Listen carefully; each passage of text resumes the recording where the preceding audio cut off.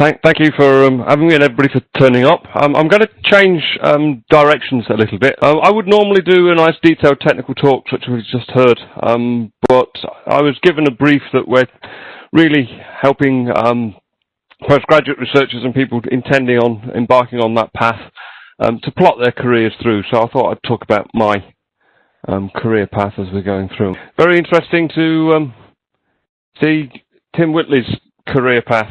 It's not a conventional career path. So that's another one I'd like to just remind you while we're waiting. So Tim started as an exchange technician in BT, and some people running on a high-flying path, getting A stars and going off to university, getting first-class degrees and things, would expect that would not lead to running at Astral Park, but indeed Tim's path shows that you can, and there are lots and lots of ways to go through. So, I'm Andrew Ellis. I'm going to talk to you about kind of my career in photonics. It's an academic career in photonics. Have to thank everybody that I've worked with over the past 35 or so years, which includes some of the speakers that we've had, Tim in particular. I think he was borrowing one of my scopes in that picture that you saw. And as well as all the people that I've worked with, there's three groups of people that I need to thank as well. There's all of the companies and universities that I've worked with in the past. There are all the logos at the bottom. All of the funding agencies that have supported me, and of course all of the other companies that I've worked with in collaboration. So thanks to all of those people and individuals. So who am I? As we just heard, I'm 50th Anniversary Professor of Optical Communications and Director of AIPT, and co-founder of a company, Fellow of the Optical Society of America, so I've been recognised.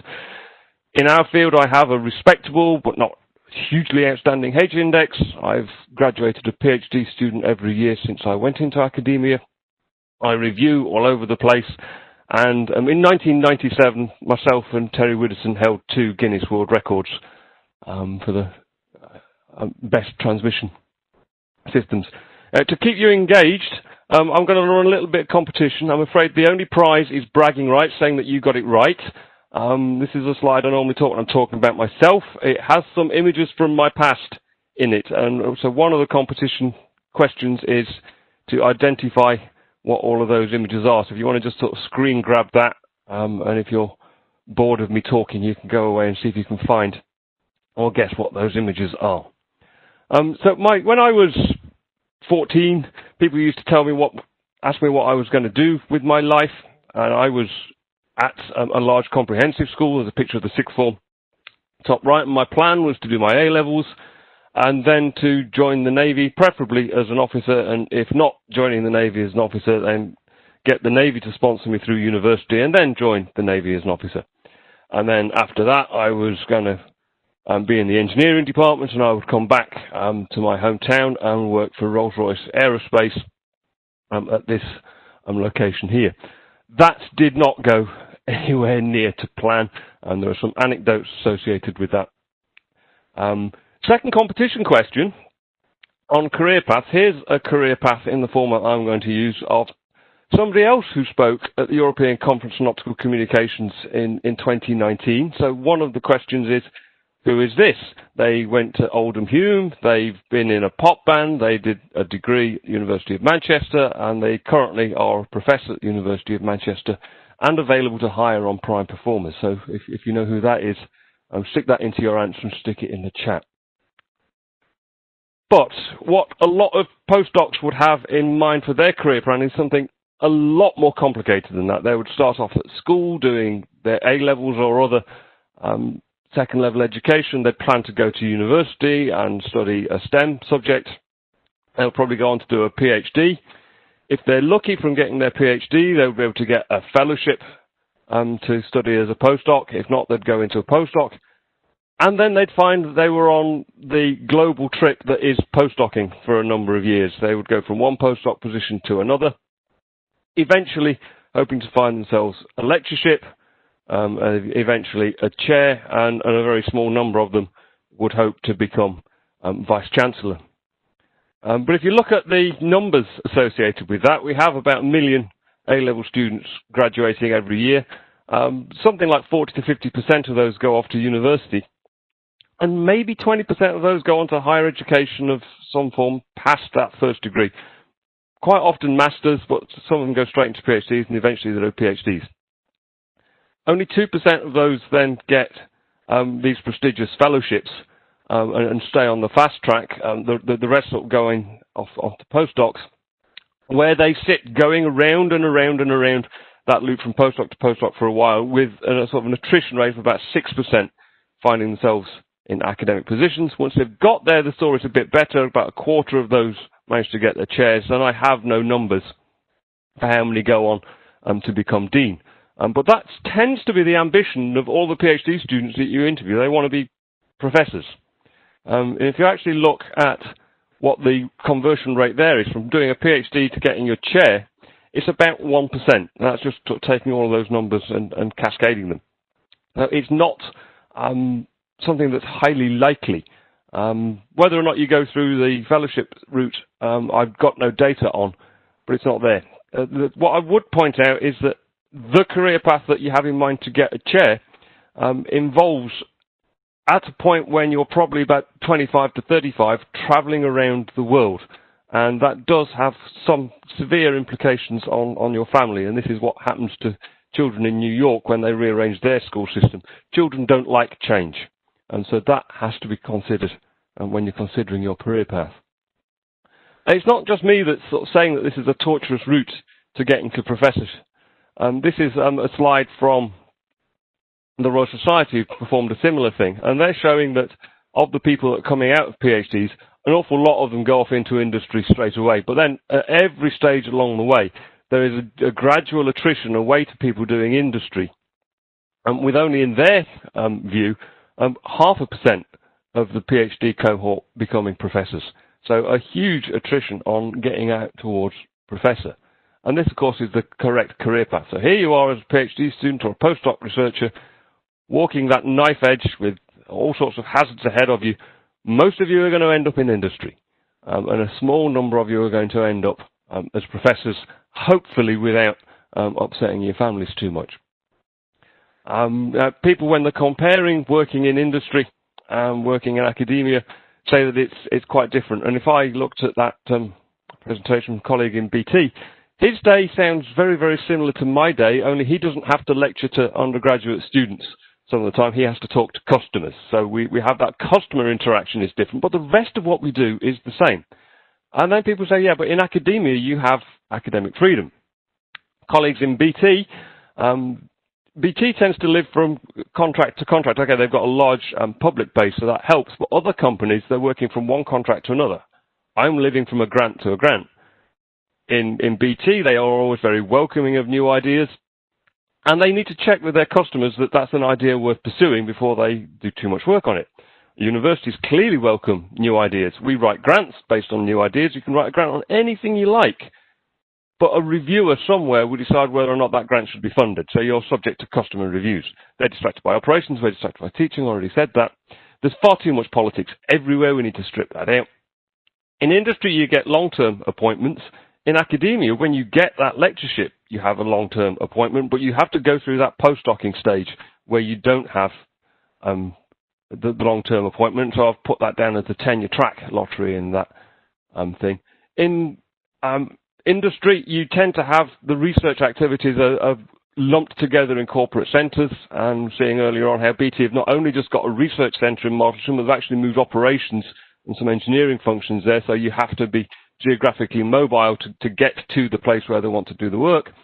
EPSRC are starting to favour centres of excellence, so they're sort of picking out particular universities to pour the research funding in so that they have the same critical mass in those places. So again, you have to be geographically flexible, so there's no difference there. In industry, if you wish to become very well known, you probably want to work for a tier 1 company like BT. In academia, you want to work for a university that's rated 4-star in REF. So it's all pretty similar to me. There are some aspects of academic freedom. You can propose to do absolutely anything you like. Whether that works or not, please call me back next year. I'm sure the Flowers Network will give you my email address if you need it to see how that went for me. I'm going to try something a little bit radical over the next year or so. Let's see if that is possible. So what actually happened to me? I told you that I didn't go off to the Navy, so I was in my 6th form, I got my A-levels, I tried the Navy. That didn't work. It didn't work because I hadn't actually been in the Navy, and they didn't want to sponsor me through university either, so I decided not to go there. I picked a university that didn't have optics. We had two physics teachers at school. One was really, really good, and the other was not quite so good. And the one that was not quite so good taught the optics. I didn't enjoy it at all, so I went off to the University of Sussex, where the optics professor was away on sabbatical for 3 years, and there was no chance of optics courses. So that was what directed me down to Sussex. Whilst I was there, we looked at various different opportunities. I'm going to have some dotted lines going off to opportunities where I was offered the job, but I didn't take it.